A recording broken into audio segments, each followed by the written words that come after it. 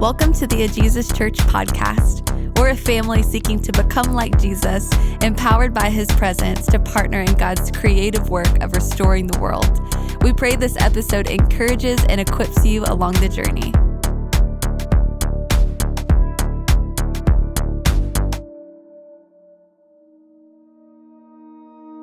We're all in process, becoming something.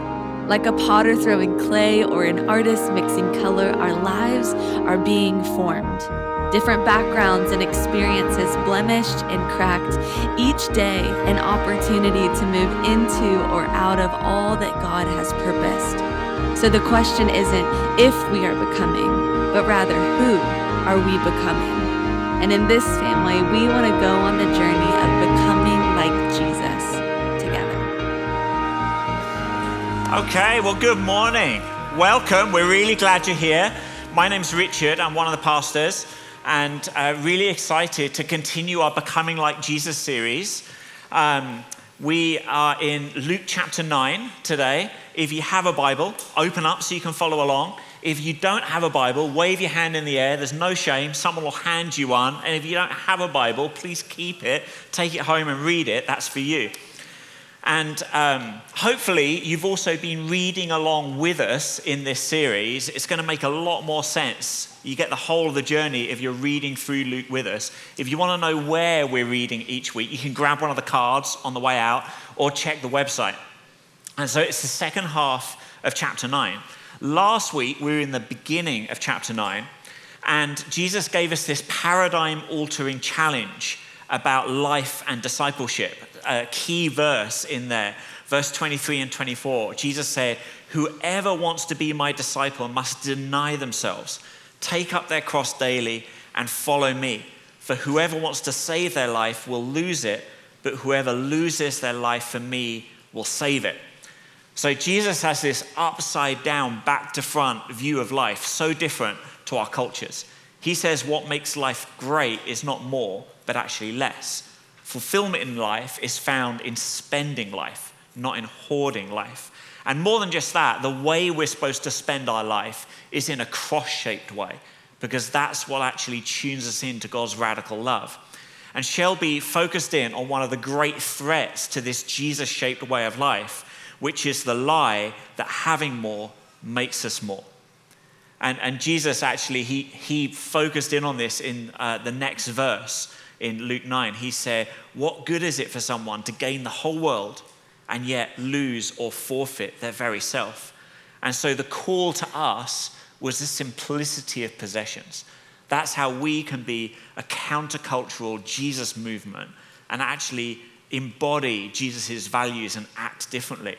And I hope this week you've spent time in your community processing, praying, unpacking, and trying to figure out how Jesus might have you step into that simplicity, to try it on for size and see how God meets you there.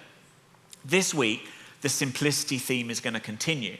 In the rest of Luke 9, Jesus is going to examine the disciples' relationship with power and priorities. And it turns out one priority that is essential, that we need to wrap our lives around, and all others pale compared to it.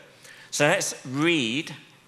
Would you stand with me? We're going to read the end of the chapter here, verse 57 onwards.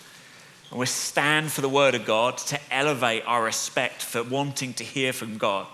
And so it says this: "As they were walking along the road, a man said to him, 'I will follow you wherever you go.' And Jesus replied, 'Foxes have dens, the birds have nests, but the Son of Man has no place to lay his head.' He said to another man, 'Follow me.' But he replied, 'Lord, first let me go and bury my father.' And Jesus said to him, 'Let the dead bury their own dead, but you go and proclaim the kingdom of God.' Still another said, 'I will follow you, Lord, but first let me go back and say goodbye to my family.' And Jesus replied, 'No one who puts a hand to the plow and looks back is fit for service in the kingdom of God.'" Let's pray. Jesus, thank you for your word, that you have inspired this. This is breathed out by you because you want to speak to us. And we want to be the kind of people that hear what you have to say. We want to be aligned to your voice.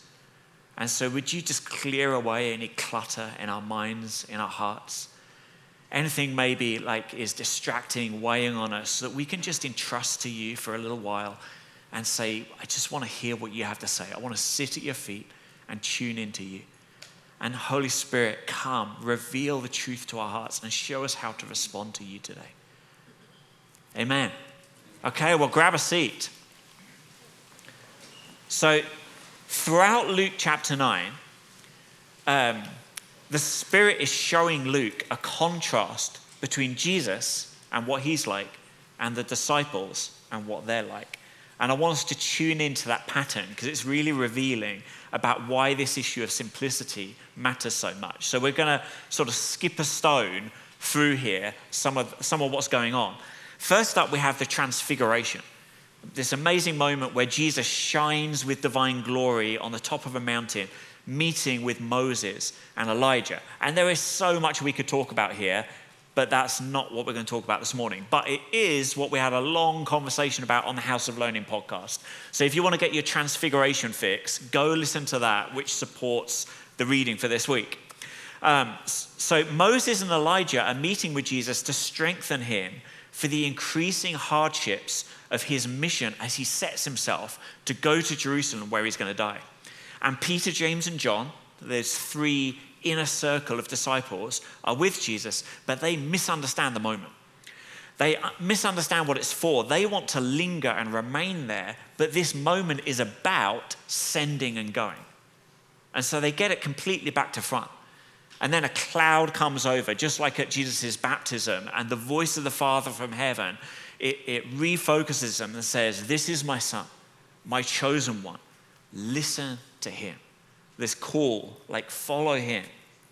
Well, they come down off the mountain, and the disciples and Jesus, they find the rest of the disciples and a man who's been begging the disciples to heal his son by casting out a demon.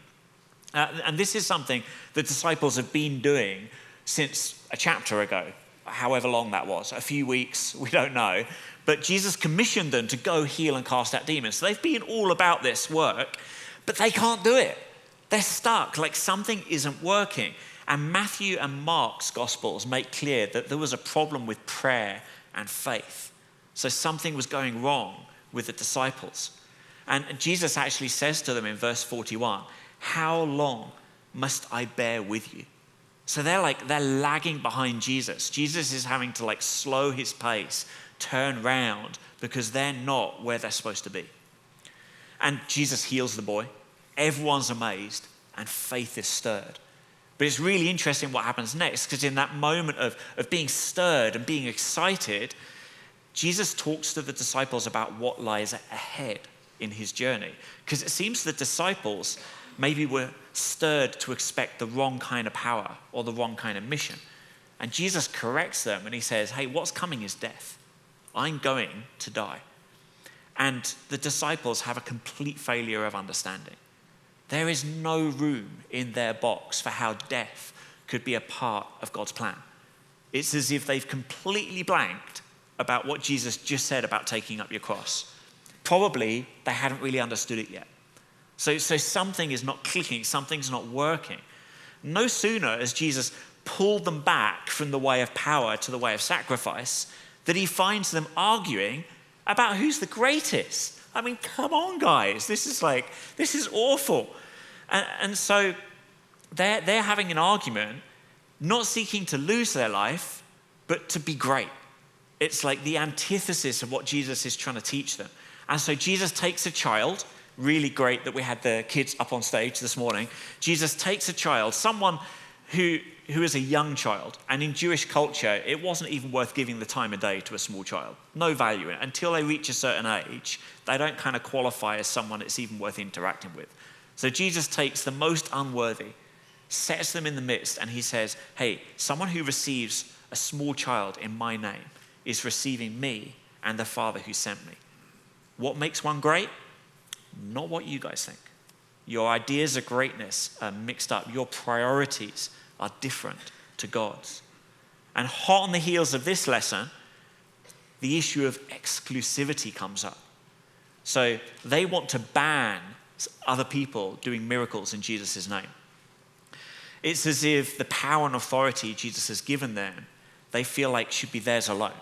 Like, we're special, we're great, right? I want to protect my privileges. And Jesus corrects their view. He says, hey, someone you don't know casting out demons in my name is not an adversary, but an ally. Your attitude's back to front. Instead of being frustrated, you should be glad right now. You should be happy and rejoicing right now. Their response is completely wrong. And last of all, there's an object lesson in dealing with rejection. See, Jesus at this point, he knows what his focus is. He's starting to be like, okay, I'm going over there to Jerusalem. And so he travels through this village and they clock like, you're not really visiting us like you used to visit the other villages. You're just passing through. And they're kind of upset about that. And the disciples catch maybe a whiff of dishonor to Jesus in their response. And so what do they think? You want us to call down fire from heaven and destroy them all? Jesus actually has to rebuke them and tell them off. Like, no, guys, you've completely misunderstood what your attitude should be and what's going on. They've misread the situation. So there's a pattern building. You catch the contrast between Jesus and the disciples. I mean, it's going pretty horrifically wrong. Okay? Jesus is all about losing his life. The disciples, they keep wanting to protect the things of life, to gain more life. Jesus is focused on his mission.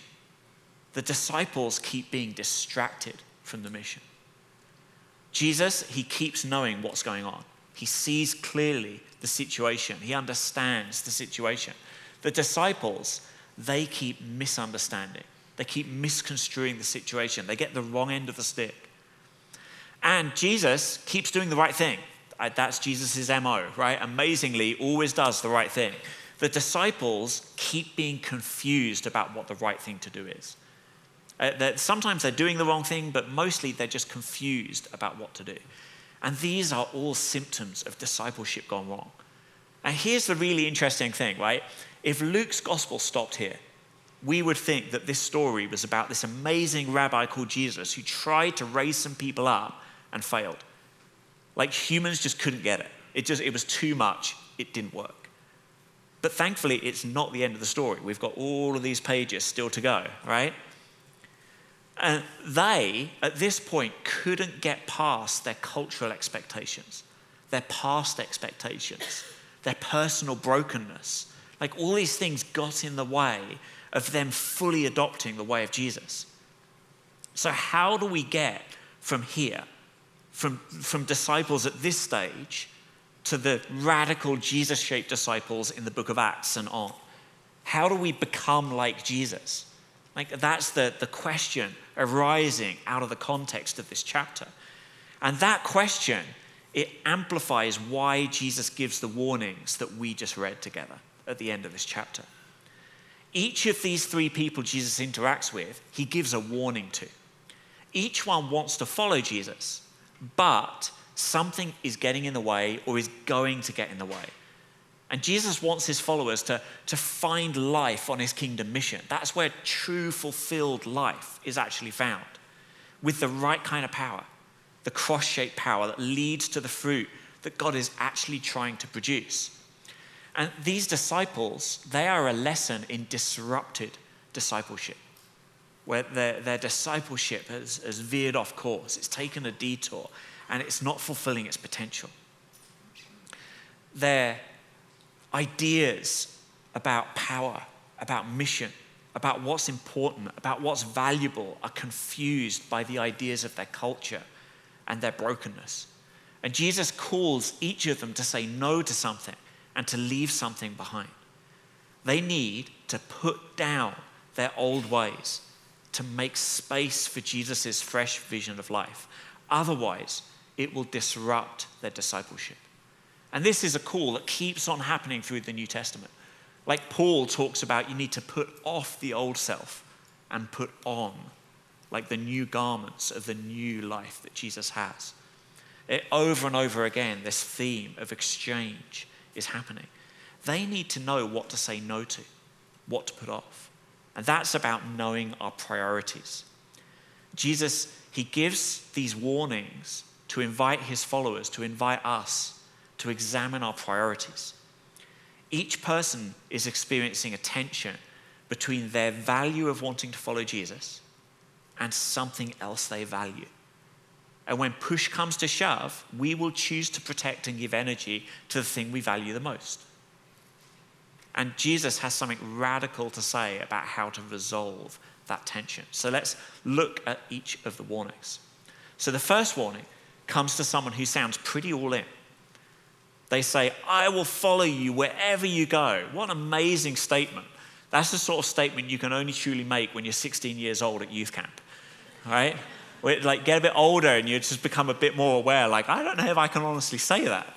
Okay, what an amazing statement. I love to hear that. But Jesus is more concerned about the rest of their journey than their present intention. He sees a danger ahead, and it's a danger we can relate to. That's why we all laughed.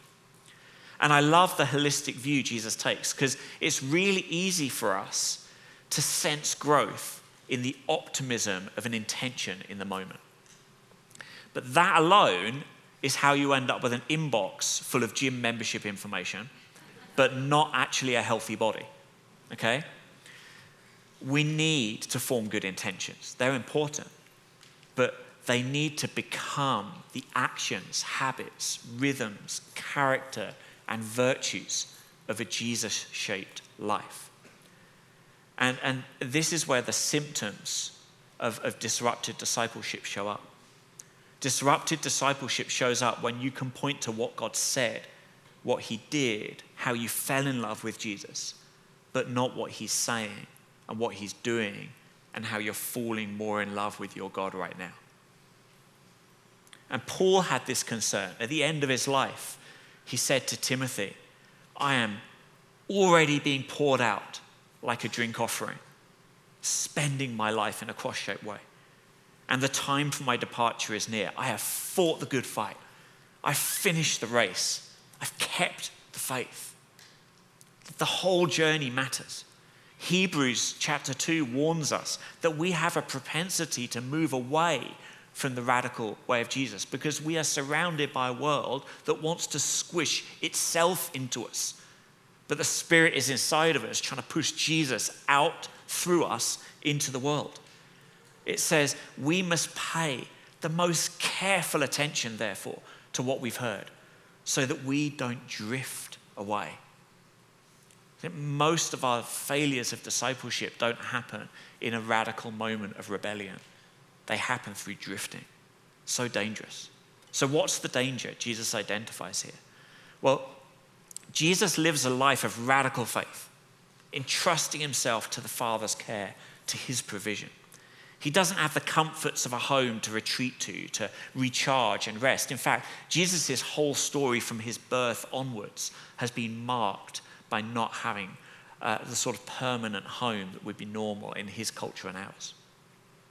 He says, foxes have dens, birds have nests, but the Son of Man has no place to lay his head.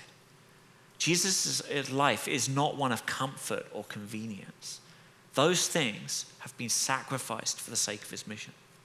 Now, Jesus still got recharged and he still rested, notably by withdrawing to be alone, to pray, and to spend time with his disciples.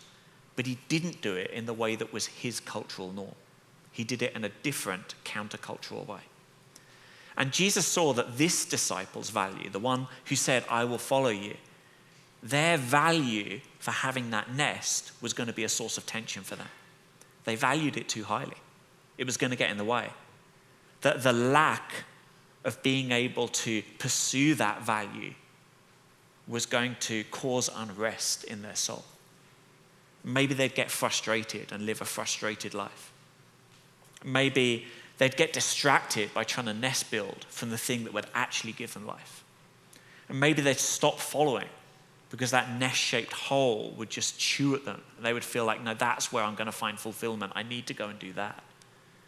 I got to tell you, like Anna and I have had more than a few run-ins with this tension. right from being newly married, where we lived in a house where we invited loads of young disciples to live with us. And we gave up a restful home for a disrupted home, for the sake of the mission of Jesus. We had to make a choice. The mission of the kingdom and our cultural expectations butted heads. Giving up, pursuing a career that would enable us to build comfort around us. We had to learn to sacrifice. Jesus had to challenge us on those things. And it was far from an easy choice. But tell you what, God came through. Despite all the way through the last 25 years of people saying to us, no, your priorities are out of whack. This is important. You need to prioritize this. You need to prioritize that. Every time we made a choice to prioritize the kingdom, do you know what we found to be true? That as we sought first the kingdom of God and his righteousness, God did take care of all those other things. God provided. It works. Jesus is not making this stuff up. And somewhere in the formative stages of our priorities as we began life together, we had to keep making choices about what to sacrifice. And God taught us how to sacrifice. And it formed us. It changed us. And I can honestly say, where we live now and how we got to where we live now did not have anything to do with how attractive it seemed, to how good the schools were, to how nice the neighborhood was, all of those things. We thought through and prayed through one question. God, where's the mission you have us for? And where's the right place to live for that mission? And that God taught us that those are the right questions to ask. And you know what? We still have a home and we have loads of nice things. We live in a really externally nice looking place, okay? But Jesus comes first. And I tell you what, it looks nice externally, but after a couple of years in our first house, as people began knocking on the door and letting us into their lives, horrific stuff. Neighbors 8 months pregnant he just left. So it can look nice, but it was the mission field Jesus actually had us. He had us there for a purpose. And so it's a decision we have to keep on making. This is Jesus' call, to keep making that decision, to keep challenging ourselves, to push back on culture. Okay, the second person. The second person wants to follow Jesus, but there's something they want to take care of first. They say, first, let me go bury my father. Now, there's a bit of culture we need to be aware of here to pick up on what's going on. The father isn't dead yet. Okay, Jesus is not banning the son from going to the funeral. That's not what's happening. What is happening is the person wants to wait until their father has died and been buried and all the family duties have been taken care of and all the privileges of their new place in family life have been secured. You see, when the father died, this person would get their inheritance. Then they would have financial and relational security around them to make it easy to do all the sorts of other things they might want to do. They had 3 priorities, and in order they were family life, security, and following Jesus. And it's not going to work out. It's going to disrupt their discipleship. It's going to make them unfulfilled in life and unfruitful on mission. It'll mean seeking life where true life, where kingdom life isn't. They have this internal confusion about where power actually lies. What's going to empower them to live a fulfilled, fruitful life? They think it's in the pursuit of security, that is a priority, but they're wrong. Receiving security as a free gift from God is what actually frees us to the fulfilled, fruitful life. It's such a tragedy because the pursuit of security for security's sake is a never-ending journey. And even if you could complete it and get there, you know what you'd find? You would look back and be so sad at how much was wasted waiting to get to that point that doesn't actually change what you think it's going to. That was what Shelby said about J.D. Rockefeller last week. How much money is enough? Just a little bit more. It's a never-ending journey. It's a frustration. And Jesus tells this person, you need to let the dead bury their own dead. and that your priority should be to go and proclaim the kingdom of God. As a disciple of Jesus, the priority should always be the mission of Jesus. Jesus, his mission, his kingdom. The mission of financial security isn't something that needs to be a driving force for Jesus' disciples. Now, we do want to be wise stewards of our resources. We want to be shrewd and generous, like we're going to see later on in Luke. So if you want to learn about that, keep coming back. We'll get there. But we have been set free from the anxiety of enough by God's care and provision. That doesn't need to be our story. There's all the difference in the world between being a slave to financial security and being freed to be a wise steward. The former is constantly anxious because their priorities are wrapped around having their projects set by trying to seek more resources. But the wise steward is free to seek goals that actually are kingdom-shaped. And you know what? It's going to fulfill them as well. For this person Jesus is talking to, they've got an unresolved tension in their life. Will they trust God for security and be free to be a steward or not? And Jesus warns them, but he warns them with an invitation. This life of not being free, of anxiety, of chasing security apart from God, that's death.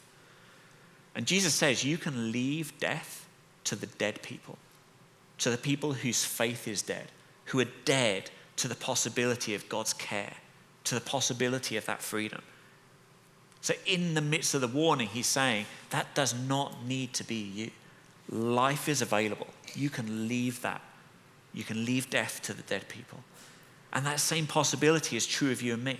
Jesus lays the invitation before us to exchange the priority of security pursued out of anxiety for the priority of seeking the kingdom. And you know what? We will discover an empowered and fulfilled fullness of life and contentment. It's like Paul, a favorite verse, a key verse here. And this really came up praying this week. So I wonder if there's a couple of people that maybe need to store this away and pray about this verse. In 1 Timothy, it says, godliness with contentment is great gain. It is so amazing that God latches on to the idea that we're actually built to expand, grow, and gain. But actually the path to the right kind of gain is godliness and contentment. So don't delay.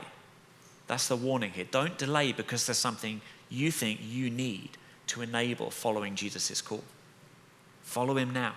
That's the invitation Jesus lays out to this person. Okay, the last person. For this last person, family and family expectations meant they gave a qualified yes to following Jesus. It's not a blanket ban on having a relationship with family. They want to say goodbye to family. Jesus is like, no, that's not going to work out. Well, Jesus is actually drawing imagery here from Elijah and Elisha back in 1 Kings. It's really interesting that Elisha was called by Elijah and he wanted to do the same thing. He wanted to go say goodbye to his family. And Elijah was like, yeah, go do that and then come follow me. The difference is, in that story, Elisha then made a radical break with his old life to commit to following Elijah and being his disciple. Actually, the plowing theme is in there. He broke up his plow, sacrificed the oxen, and sort of sacrificed it all to God. There's a definite image in there for the how-to of responding to Jesus' warning. Jesus can see that for this person, it's about more than saying goodbye. It's about not being able to make a break with that old life. And becomes clear with the image that Jesus lays out. He says, no one who puts a hand to the plow and looks back is fit for service in the kingdom of God. It's a picture of trying to drive forwards while looking over your shoulder. Anyone done that?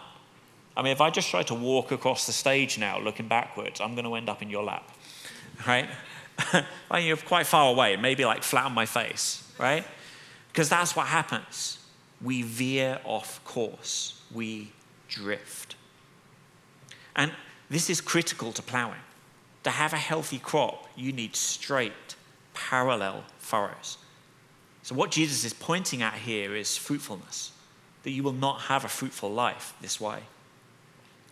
This person doesn't only want to say goodbye.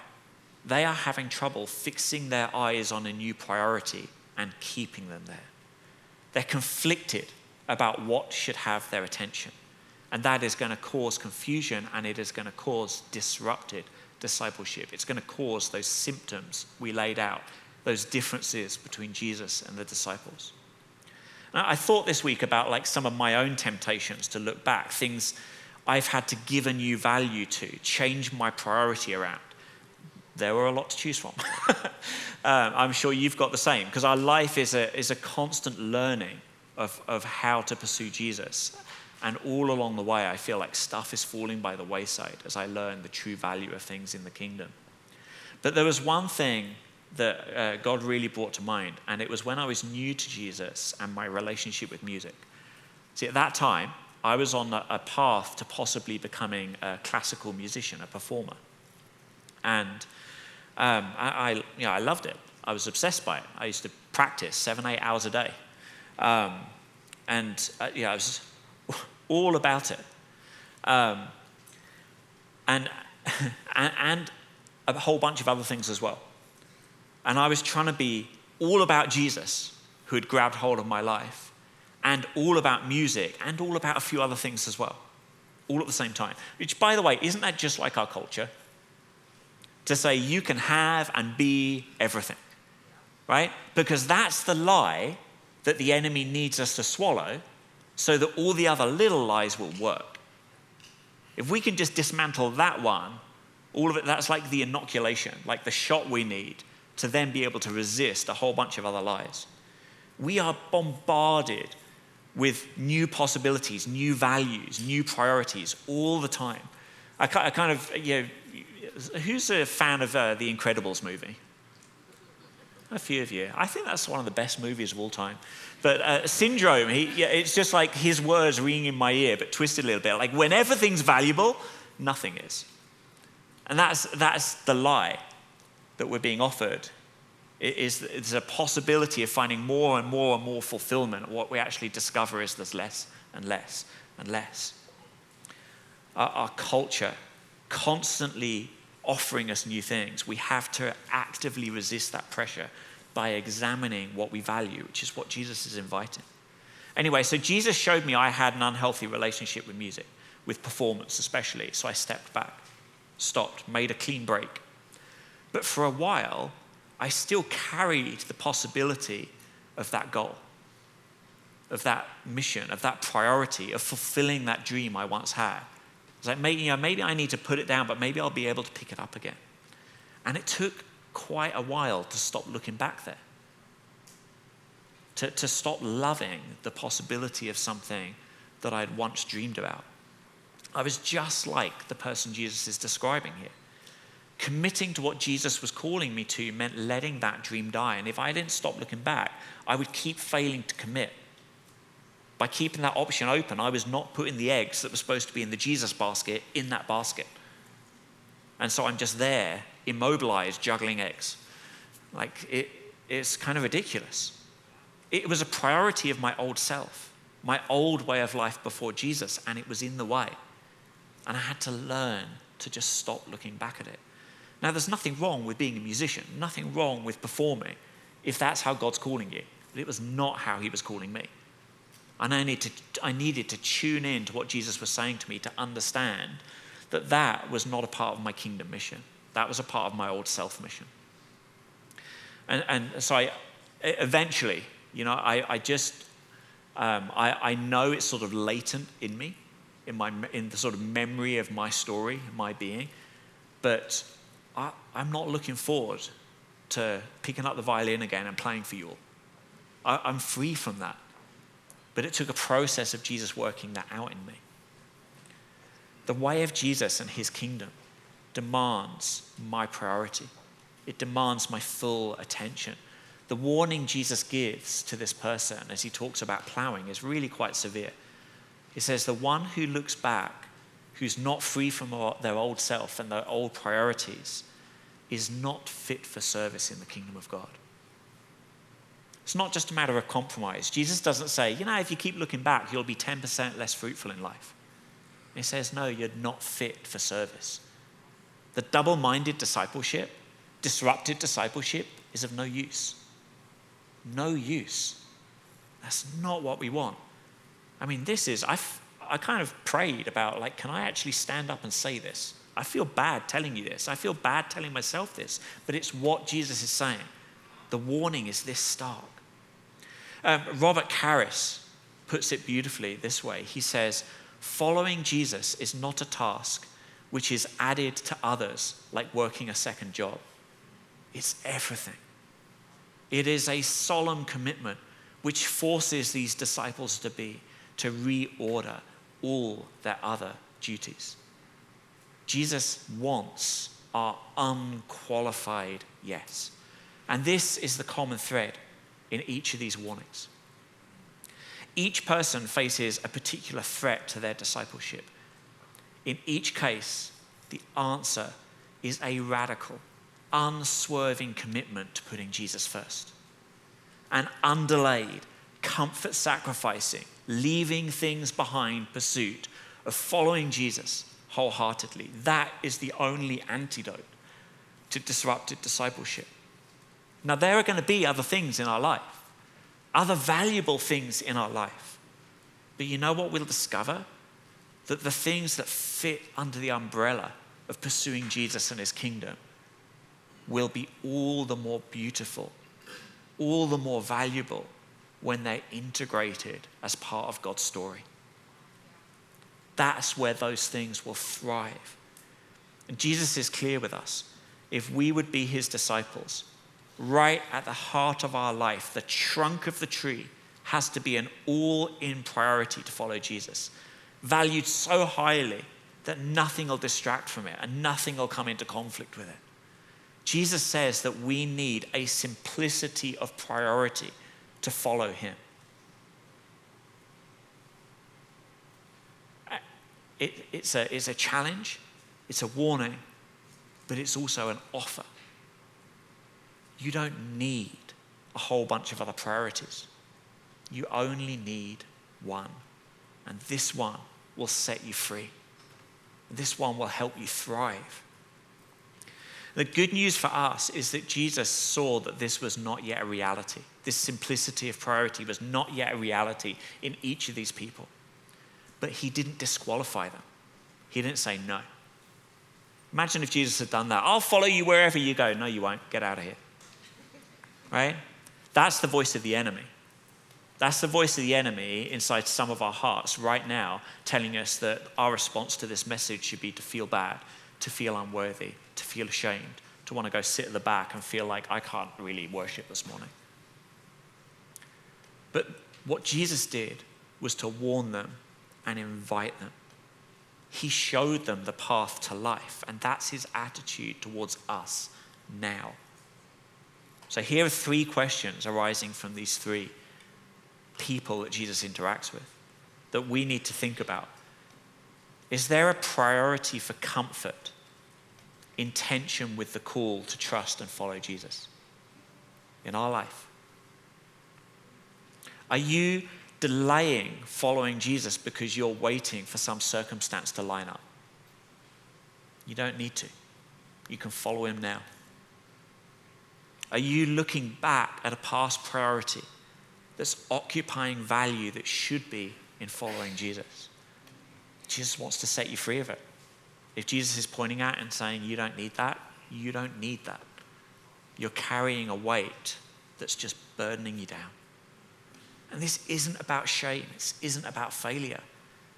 This morning is about God calling you in, not calling you out. He's not pointing the finger. He's beckoning you towards him. You are worthy of Jesus' invitation. He wouldn't be speaking to your heart right now if he didn't value you and love you and want to draw close to you.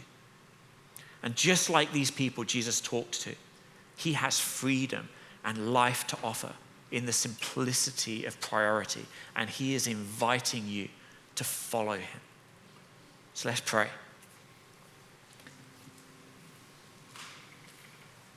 Jesus, we just still our hearts before you with such a radical call to forsake anything and follow you, to make you the highest priority. We confess we are not there. We are just like the people in the stories.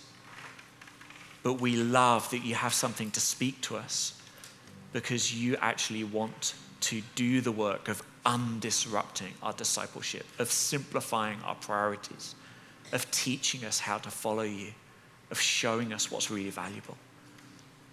Lord, would you speak to our heart? Would you help to sink in that thing that we need to hear today and that we need to respond to? Thanks for listening. For more resources and to partner with us through giving, visit us at ajesuschurch.org.